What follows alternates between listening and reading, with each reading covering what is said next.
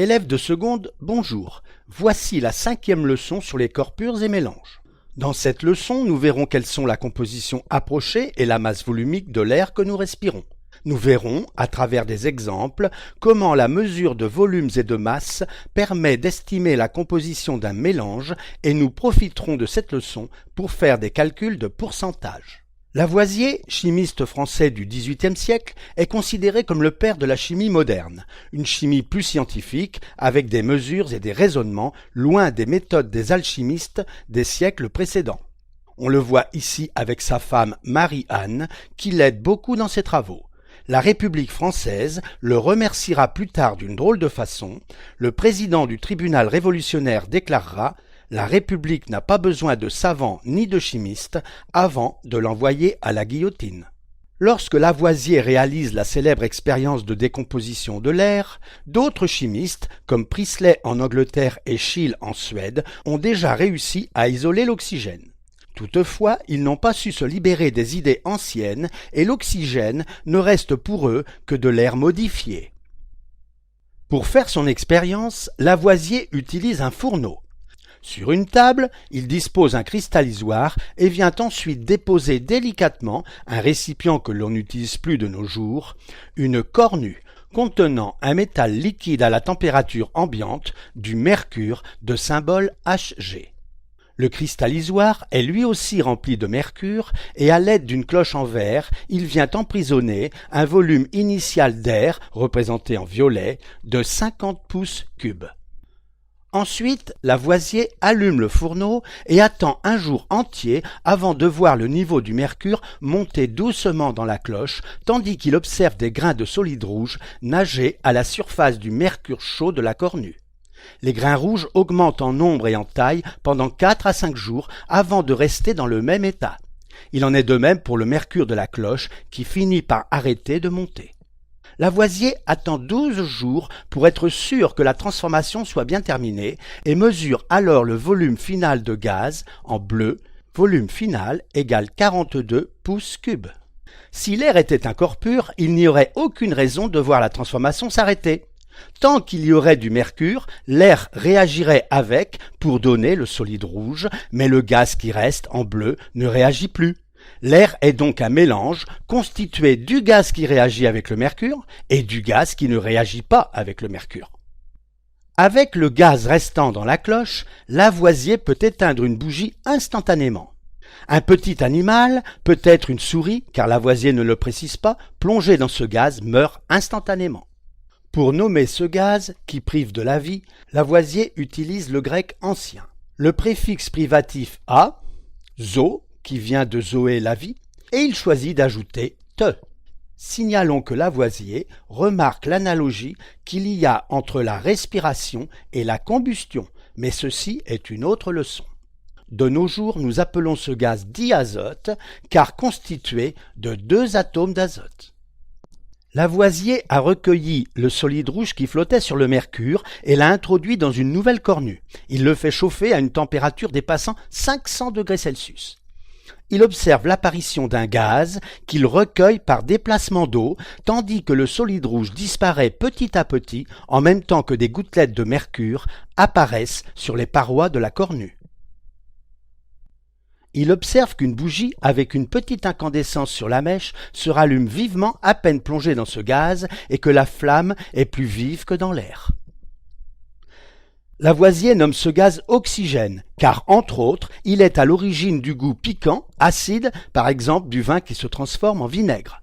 De nos jours, nous appelons ce gaz dioxygène, car formé de 2 atomes d'oxygène. L'expérience de Lavoisier nous permet de conclure que l'air n'est pas un corps pur, mais un mélange de diazote et de dioxygène, où les couleurs ont été arbitrairement choisies, tous ces gaz étant incolores bien sûr. Voyons quelles sont les proportions de ces 2 gaz dans l'air. Nous avons vu que Lavoisier mesure un volume initial, volume d'air de 50 pouces cubes, et un volume final, volume de diazote, de 42 pouces cubes.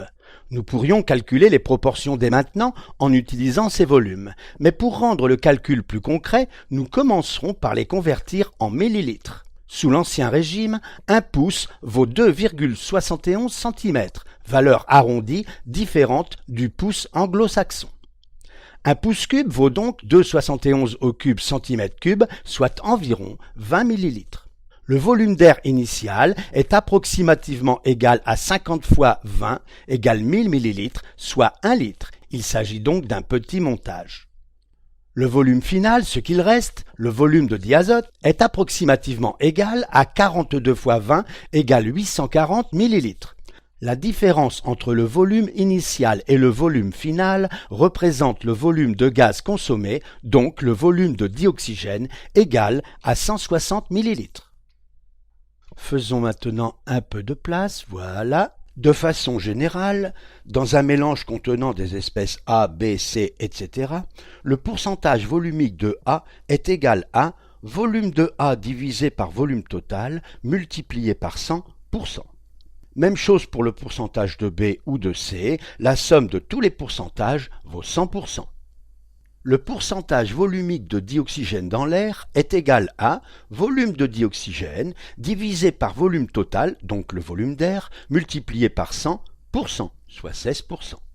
Pour obtenir le pourcentage de diazote, on peut procéder de même ou faire la différence 100 moins 16. Le pourcentage de diazote est égal à 84%.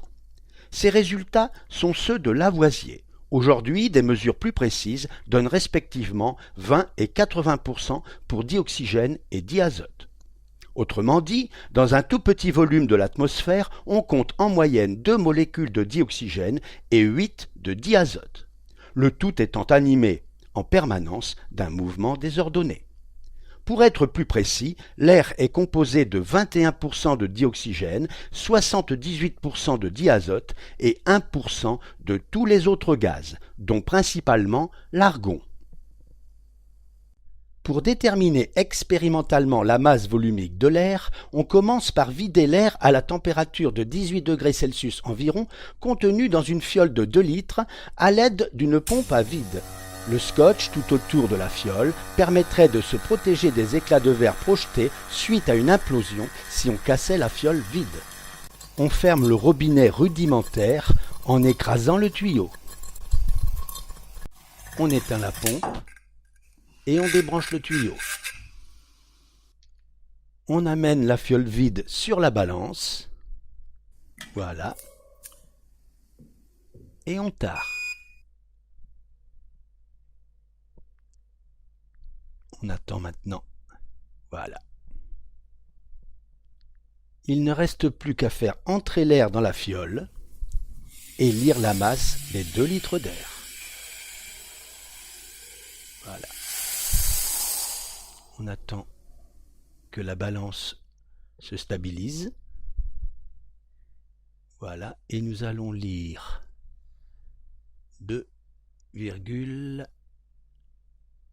2,56 grammes. Il ne reste plus qu'à calculer la masse volumique de l'air, ρR égale masse air sur volume d'air égale 2,56 sur 2,0 égale 1,28 g par litre, soit ρR égale 1,28 kg par mètre cube en unité internationale. La valeur admise de la masse volumique pour cette température est de 1,22 kg par mètre cube, valeur proche de notre résultat. Comme nous avons calculé des pourcentages en volume, nous pouvons calculer des pourcentages en masse plus adaptés avec les liquides et les solides, comme dans un mélange liquide-liquide, liquide-solide ou solide-solide par exemple. En chimie, on trouve toujours des méthodes pour estimer les masses des différents constituants d'un mélange, et le calcul des pourcentages en masse se fait comme pour les volumes. Pourcentage de A en masse égale masse de A divisé par masse totale multiplié par 100%. Par exemple, le pourcentage en alcool du mélange 1 est égal à masse d'alcool divisé par masse du mélange fois 100%. Le pourcentage d'eau est le complément pour obtenir 100%. Même chose pour le mélange 2, pourcentage de sel égale masse de sel sur masse totale, donc masse d'eau salée fois 100%, idem pour le pourcentage d'eau, et pour le laiton, même chose, pourcentage de cuivre, pourcentage de zinc. Prenons par exemple de l'eau salée.